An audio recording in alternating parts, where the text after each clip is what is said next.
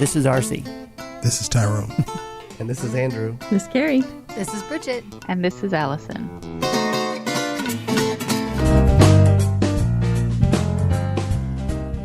Welcome back to the Saints. We got a lot of people in studio and more on the line. The actual real line. Yeah. Not on the line. Well, I guess they What are a on the landline? Well, what is Skype? I don't know. I don't either. But hey, we have a conference coming up. It's through the interwebs. The interwebs, yes. We have a conference coming up in July. Yes. The To the Saints conference in Austin, Texas. And we have very special guests coming to this conference. And not special ed. No. But just special in our hearts. Yes. Yes. And so we have on the line with us today Milt and Mary Rodriguez. Everybody say hi, Hello. Hello. All right. So Milt and Mary Rodriguez are the beautiful, humble, gracious, long-suffering saints. Crazy. Yeah. Who spent a couple years with four of us. Thank you so much. And they survived. And they survived. Yes. We trained under their tutelage. Yes, we the did. The Lord's tutelage through them. We trained under their tutelage, is what you said? Yeah. Something of that nature. Okay, yep. Yeah. They tuteled us. RC. This is getting weirder when we just started. It's already gone way weird. Okay. All right, back so to we have normal. some questions to ask old Milt and Mary. What have you got in there? Old Milt and Mary. We want them to stay on the conference call. Yes. And we want them to come in July. Yes, we do. Right. So you better behave. Okay. That's right. That's right. Respect us now. We're your elders. That's right. Yes. Okay, so we obviously know who you guys are, but it's quite possible that many of our listeners do not. So can you give us a little introduction? Drum roll. We're people. Yes. Yeah. We've been on this earth for a while. Okay. Yes. We started at a very young age. See, they did too. Yes.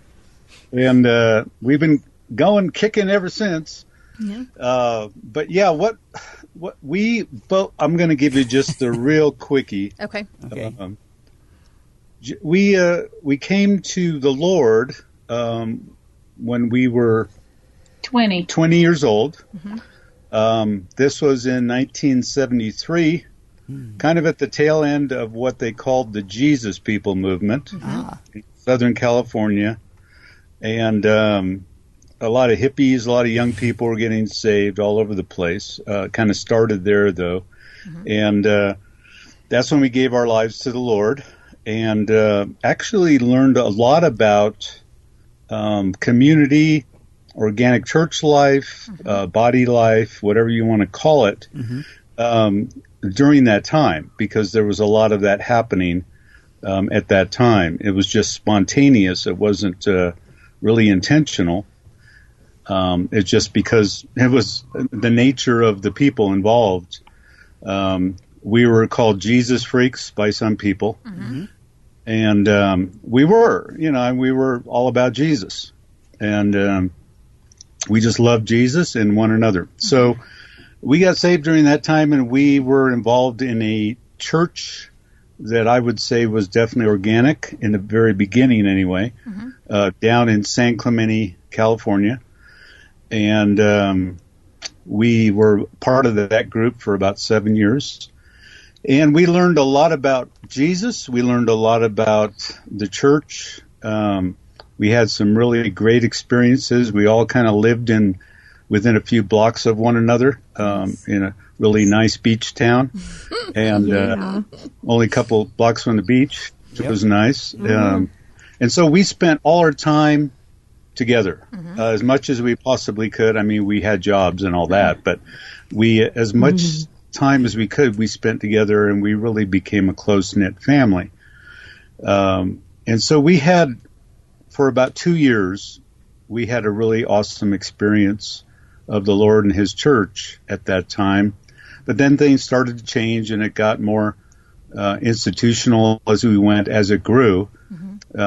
Everybody, not everybody, but some people wanted to make it more institutional, and that just kind of evolved. And we hung in there for another 5 years, but then eventually we said, there's got to be something more, something higher. And so we moved from there and really started searching. You can chime in anytime. Oh, I will. And so we were really looking for more of what we experienced in the very beginning, as regarding the church. Yeah. And we could not find it. And we got involved in some institutional churches just because we felt like we should be in fellowship with believers. Sure. But it was not anything close to what we had experienced in the beginning of our Christian lives. So we hung in there with that for several years. We got involved in leadership, ministry, blah, blah, blah. And worship leading, youth ministry, different, everything. Just about everything you can imagine that you can do in a church, quote, church. Sure. We did it. And, but it just didn't cut it for us. And it was really something lacking that we knew deep inside of us that wasn't quite there. So we got desperate, and we just wanted to know Lord. We were reading a lot of books by mostly dead guys, like Watchman Nee and T. Austin Sparks and those guys, and a few guys that were still living. But and so we really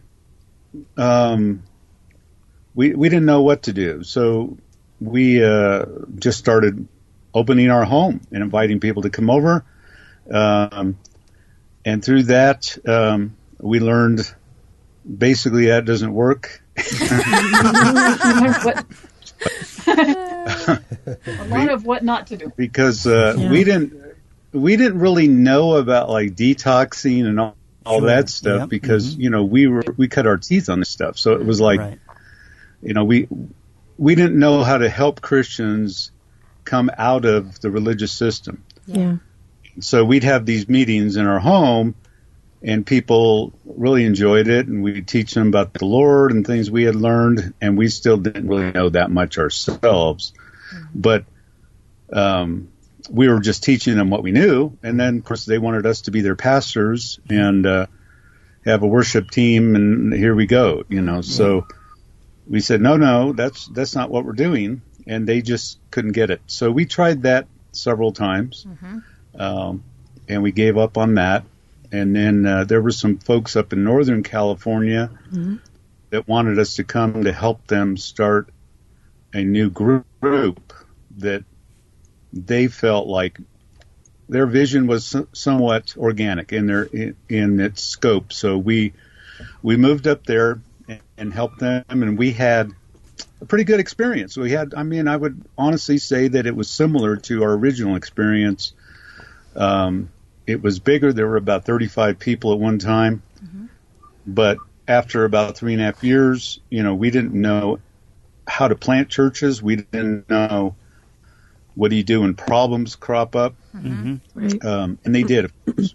They always do. Yeah. And problems, so we didn't know how to handle those things. So we just kind of there was, new Christians were coming in. People were getting saved through the group, which is wonderful. But the problem is, and these people, it was cool because these people didn't have any religious backgrounds at all.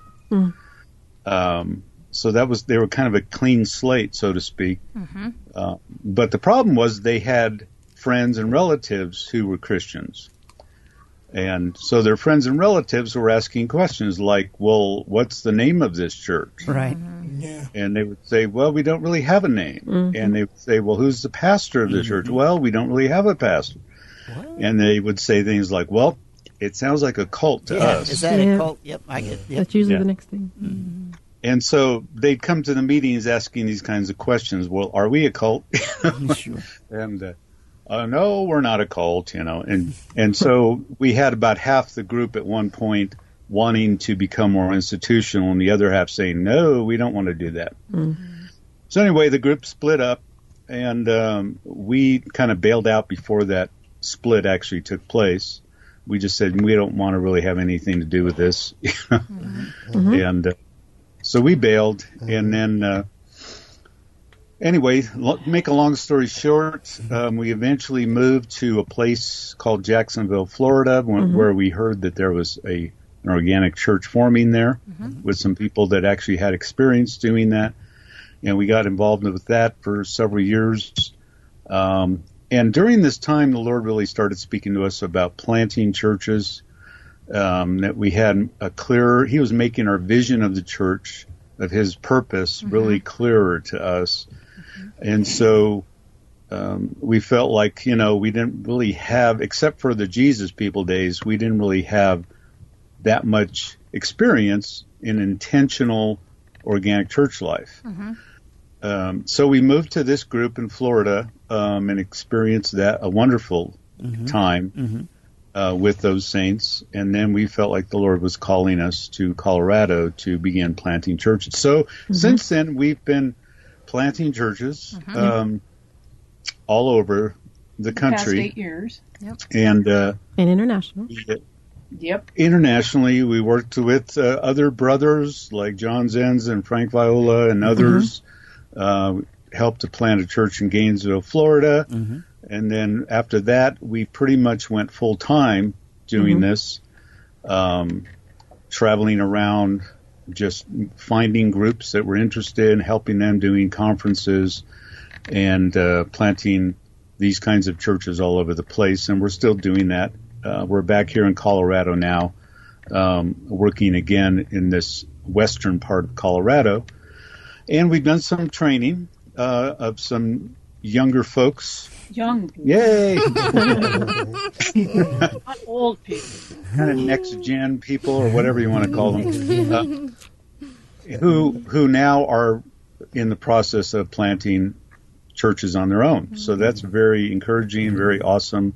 Even a brother from Nigeria who's there planting churches now, and some folks in Australia that want to be in training. And it's just incredible what the Lord has done in the last several years, and how many contacts we've made all over the world, and people that want our help. The demand is crazy, and we just really can't keep up with it. I mean, like the Lord said, the harvest is great, but the workers are few, and so we need to pray for the workers, for more workers. Yes. So that's kind of in a nutshell what we've been doing, and I guess you could say who we are.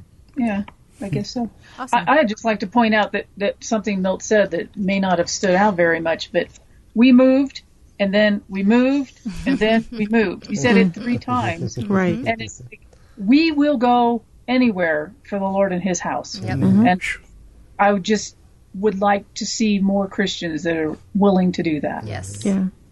Amen. Well, get in line, sister. That's right. I said it first. Yes, you did. You guys did blaze the trail. We appreciate it. We're following behind. Awesome. So you are and have been planting churches, and you mentioned churches.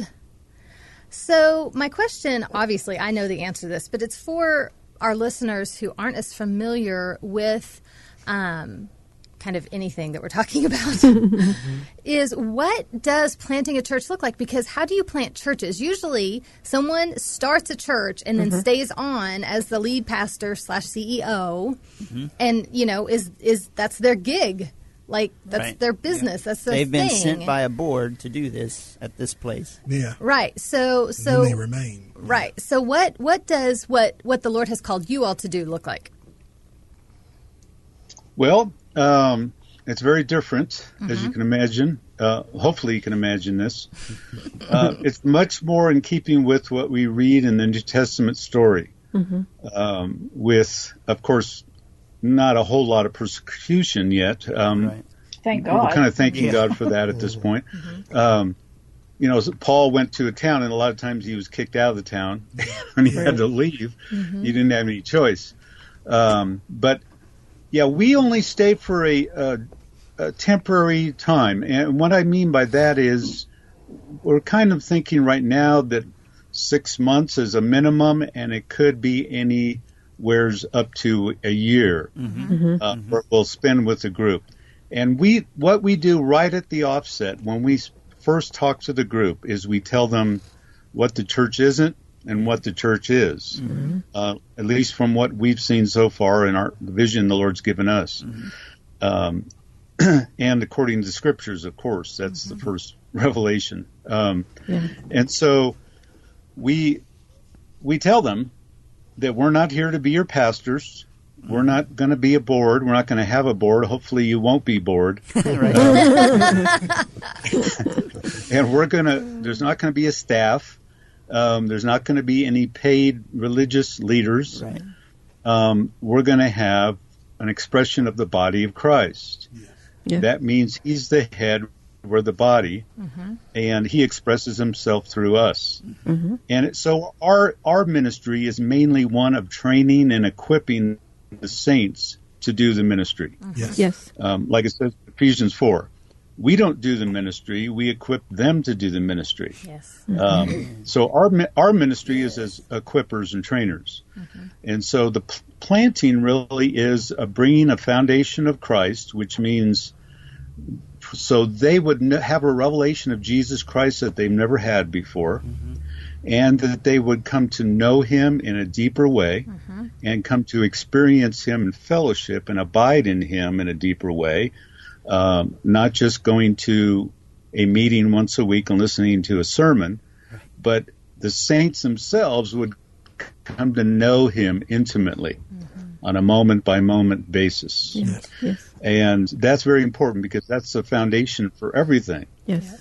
If that doesn't happen, you don't have the church. Right. You have some kind of organization or club. And so it's very important to us. That's the foundation. It's Christ and knowing Christ and indwelling Christ intimately. And we train them in that as well as, how to know him corporately together and how to function together as the church. So we have a lot of opportunities and practical applications that we use to get them to learn how to function in meetings and everyday life, how to function as a community, as a family, how to share their lives with one another, how to lay down their lives for the Lord and for one another, how to love one another, basically. So that's quite a challenge, and we've always loved a challenge. And there's a lot of obstacles, of course, religious as well as the flesh, and the enemy gets his 2 cents in there too. And so it's, we're still learning. We're definitely not experts in this at all, even though I think we have a contribution to make. Definitely.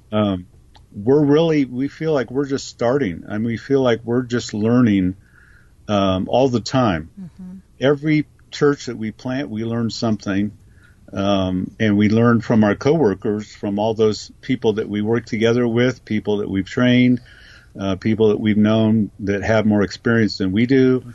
We learn from all of this, and I feel like if you're not learning constantly, then you're probably dead. And so I want to be alive, so I want to constantly be learning. So that's kind of like, it's really hard to describe what a church plant is like in a few minutes. But that's kind of my best shot, I guess. That's good. It was a good shot. It was a great shot. It was great. And I just feel the need to stress to the listeners, and you all actually leave. Yes. And you leave the church to function by her Lord. Yep. Not by you guys. Right. That's right. We tell them we're going to leave, that we're not going to be staying, we're not going to be their pastors, and then we actually do it. Yeah. Physically, spirit, every way we leave. Now, it doesn't mean that we don't pray for them and love them or are available contact to them. with them. Right. But that's really, if we come back, it's really up to them. Right. Yes. And we don't say we're coming back in 3 months if you like it or not. We don't say we're coming back once every year if you like it or not. Really, it's, we might say, hey, we'd love to come and visit you. Right. But it's always up to them. Mm-hmm. And that's a really important part. I'm glad you brought that up, because one thing that we do that's very unique, at least as far as I know, is we place them totally under the headship of Jesus Christ. Yes. And his authority, yes. Yep. Which means we don't make the decisions for them at all. Right, yeah. We do in the beginning, because we're training them. Right. It's kind of like a baby. You have to make decisions for the baby in the beginning. Right. But as they grow up and they are function and we leave them on their own, they have to seek the headship of Christ. They need to know what the Lord wants for their church at all times. Yes. And so when they make decisions, they have to come together, seek the mind of Christ, get the mind of Christ, and move ahead with those decisions that they feel the Lord is doing. But and they don't ask us, we don't ask them. We don't, like I said, we don't really have any input once we leave, except just encouraging them and coming back and ministering to them if they want us to. Right. And even then, that's a very important part of us, because we will come back and revisit churches. Lately, we've been coming back for a month, and just to encourage them and build them up, and that's scriptural as well. But even then, we don't come unless the whole group is in one accord. Unless the church, basically you guys made yourself available to the churches, saying, listen, we're available to come for visits if you want us to. And so you've gone to the churches who have invited you. Yeah. Not you didn't reach out and say, listen, we're coming, get ready for us. Yeah. That's right. That's right. So that's very different than a denomination where decisions are made for the church by headquarters. And it's kind of like a hierarchical chain of command type of thing. Right. No, we put them under the headship of Christ, and we take our hands off, and it's up to them. And if they don't function under his headship and they fall apart, oh well. Yeah. We will not settle for something second best. Right. We feel like this is the Lord's way. We have no right to change it or to lessen it in any way. Yep. Amen. We don't want something that's secondhand. We want something that's his best and his greatest and his full purpose. Right. And so that's why we do it this way, and we feel very strongly about it. Awesome. Well, Milt, you speak with such passion and experience. At least it sounds like it, And I know, and I want to make this known to others, that you have poured some of that experience and passion into books. Yeah. Have you not? Excellent yes, books. That is correct. And so if somebody wanted to learn more about your books or where would they go? What would they do? Well, they could go to a few places. Probably the main place is a website we have called therebuilders.org. Therebuilders.org. And there we have lots of articles, audios. All our books are listed on there and ways to get those books. Lots of materials if you're really interested in this. And then I also have a blog, miltrodriguez.com, where it's more up to date. The site is kind of static, where the blog is, sure.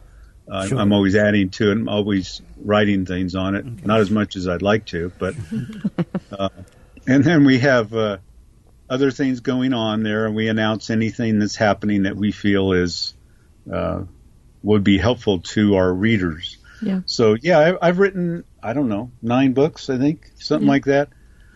And Mary has written books. Yes, I have. Well, I've only one book on my own, and then Milt and I co-authored a novel. Yes. Which is, it's fun. Yes. It is fun. It's fiction, but it's hard work. I'll tell you, the novel was hard. It's about 500 pages, and it took us about 15, 20 years to write that thing. Well, that's because we weren't consistent. Yeah, that's because it sounds really impressive. Whoa, 20 years. But actually, we didn't. There were probably a couple of years at a time where we wouldn't even look at it. But yeah, that was hard, but it was a lot of fun too. And Mary wrote a little novelette, I guess you could call it, well, it's called Return to the Wild. Oh, that's good. a small book, a little book, a wee book. Yes, which she takes the example of lions, physical lions, in captivity, who now are being more introduced or reintroduced to the wild. Yes. And that whole process, and uses the example of that whole process to show how God takes his people who have been in captivity, aka the religious system, Right. and sets them free to realize that they are actually lions and they belong in the wild, who is Jesus Christ. Amen. Right. And so it's a really cool story that for people who are still in the religious system and the institutional church to realize that they have a voice and they're lions and they need to roar. Yeah. That's right. Amen. Yes. Yes. I mean, some of your books have influenced us, Oh, Yes, yeah. they have. Yes. even, and lots of other people we know. Well, and we've put many of them as resources on Yeah. the website already. The Community Life of God is a good one. Yep. Yes. Priesthood of all believers. The temple within. Yeah. The Temple The Within. butterfly in you. Yes, that one's that's really great. good. The We've Code had of a Many lot of good feedback on the New Day. New Day. Yes. People actually changed their lives. Yeah. Covenant. Amen. So Yeah, of course, you always like to hear that. that was Yeah. I know, right? We actually gave that book as gifts to a church that we planted. We did, didn't we? Yep. We did. Cool. Yep. I remember that now. It's a good book actually to use as a devotional. Definitely.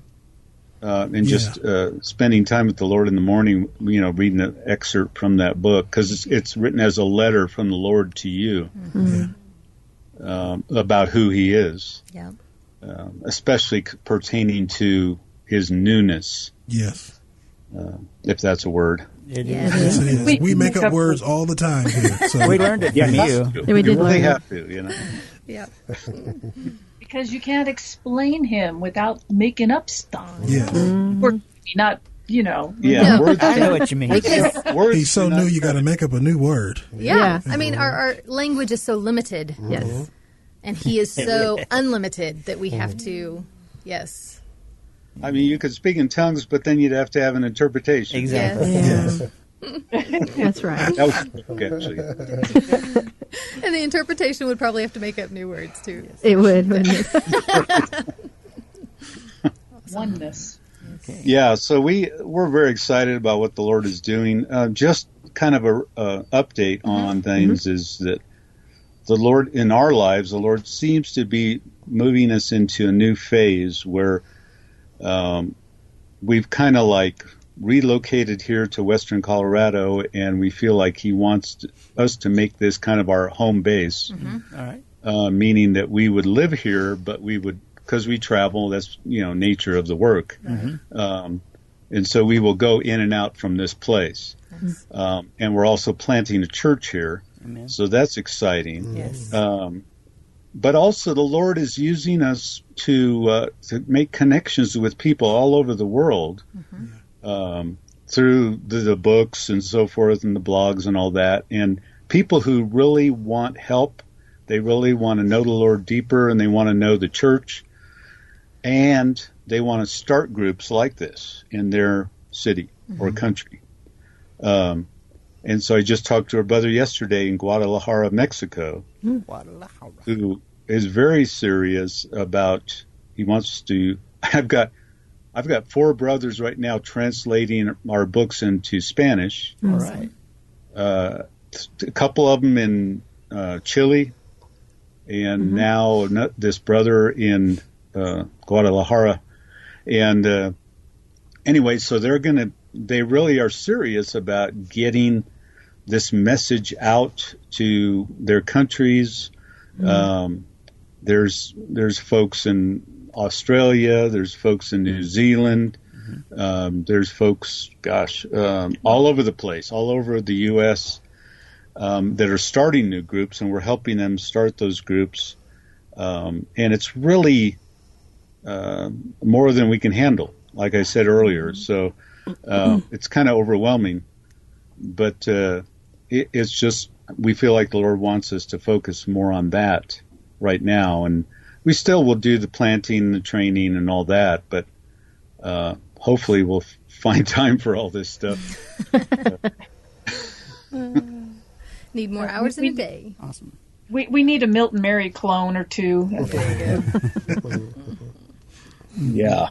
So maybe some of these upstarts, these new young people that are doing the Lord's work will, eventually feel called to do this as well, So we'll see. We'll see what happens because, we ain't getting any younger. Stop saying we're old. We're not old. We're just like a little over middle age. You're just not getting younger. That's all. Right. Well, we're really looking forward to having you guys out at the conference in July 20th through the 23rd.